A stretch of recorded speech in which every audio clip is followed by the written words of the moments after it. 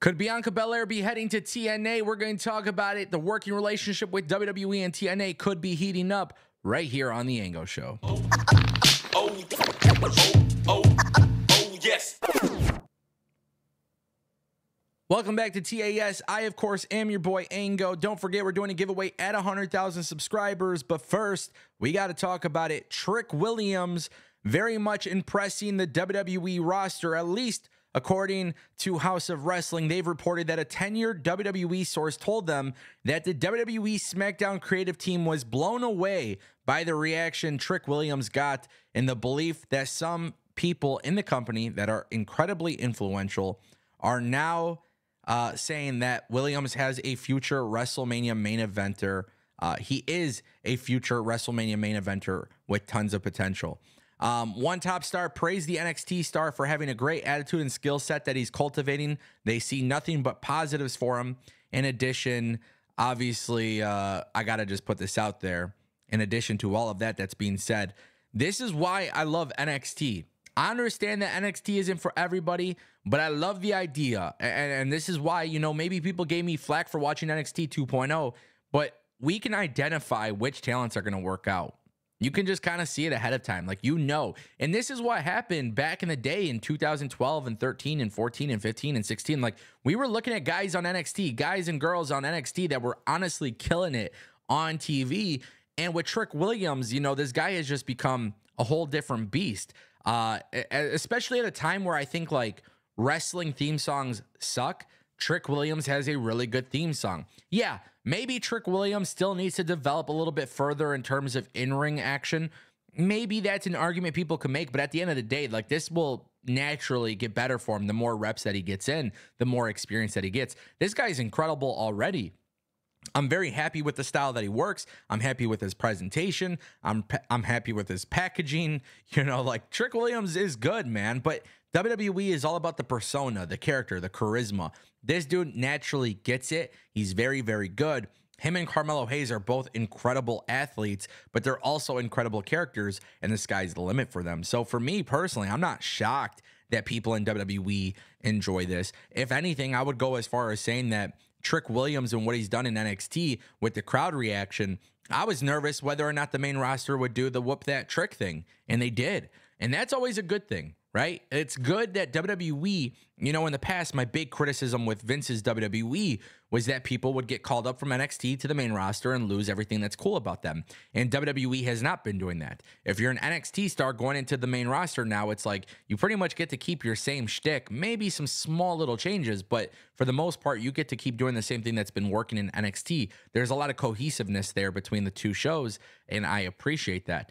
Trick Williams being seen as a future main eventer doesn't necessarily shock me. With the more reps, I'm sure he'll continue to get people bought in. But this guy is great. I can't wait to see what he does. And, you know, as much as I love Ilya Dragunov, he's a guy that I'm ready to call up to the main roster. I wouldn't be shocked if WWE gave the NXT World title to Trick Williams at the pay-per-view this weekend. Speaking of NXT talent with great potential, Tiffany Stratton could be potentially called up to the main roster very, very soon. PW Insider reported that there were a lot of chatter backstage at WWE Monday Night Raw's regarding Stratton's performance in the Royal Rumble match.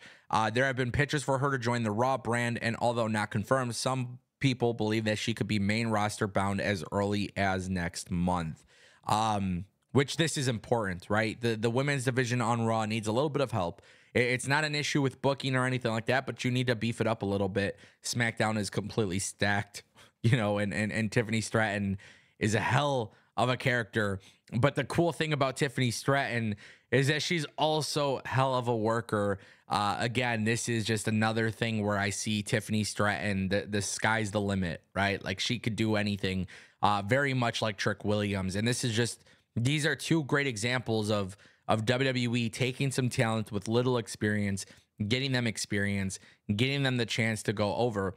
And while a lot of people did talk shit about NXT 2.0, NXT 2.0 did a lot for WWE's main roster, because there's a lot of people that have come from NXT 2.0 that we're seeing them flourish. Grayson Waller was one of them.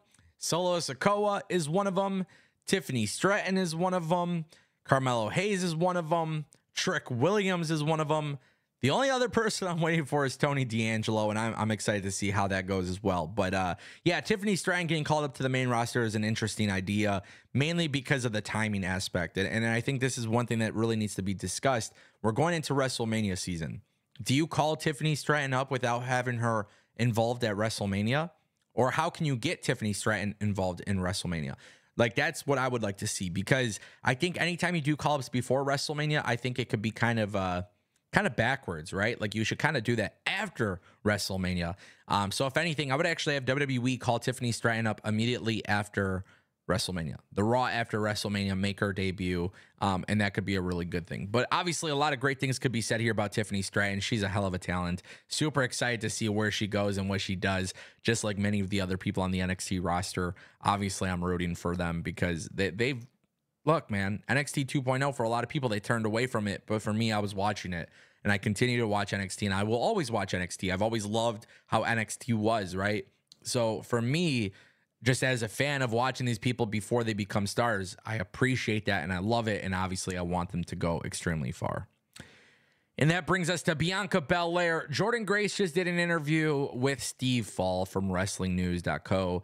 And Jordynne Grace was talking about a little bit of this partnership stuff with WWE. And look, here's the best part about it. She challenged Bianca Belair to a match in TNA. And obviously, you know, this is a very good vibe interview. She says anytime that she wants to come over and challenge for a belt, I would love to wrestle her. And it's only fitting that Jordynne Grace and Bianca Belair get to run it back, considering that Bianca Belair eliminated Jordynne Grace. But this is where it gets interesting. If WWE were to allow Bianca Belair to go to Jordynne Grace and TNA, you know, how do they book this without making Bianca Belair look weak? How do they book this without TNA looking weak or Jordynne Grace looking weak? You know, that's the thing. I think it's a very difficult issue for WWE and TNA when you consider a partnership. I mean, just look at how many New Japan talent have come to AEW and they've lost. You know, I don't know how New Japan feels about it, but it's not necessarily a great thing sometimes to be on the losing end of a partnership. So the idea of them wrestling is great. I wouldn't mind Jordynne Grace coming back to WWE, maybe doing it on an episode of SmackDown or something, or a pay-per-view, like a B-rated pay-per-view. That would be really cool. Because if Jordynne Grace loses, it's okay. It helps TNA in terms of growth, especially Jordynne Grace being in the Rumble, lasting so long and doing so well. It's a good thing, right? So I'm very curious to see how that works out. But the challenge is there. And if they want to do it in TNA, if they want to help the increase of subscriptions for TNA Plus, they should do it on Sacrifice. But that's just my opinion. Let me know what you guys think. Do you guys do you feel like you're in favor of a working relationship? Do you feel like you're in favor of this match? As far as a match goes, this one would be a banger.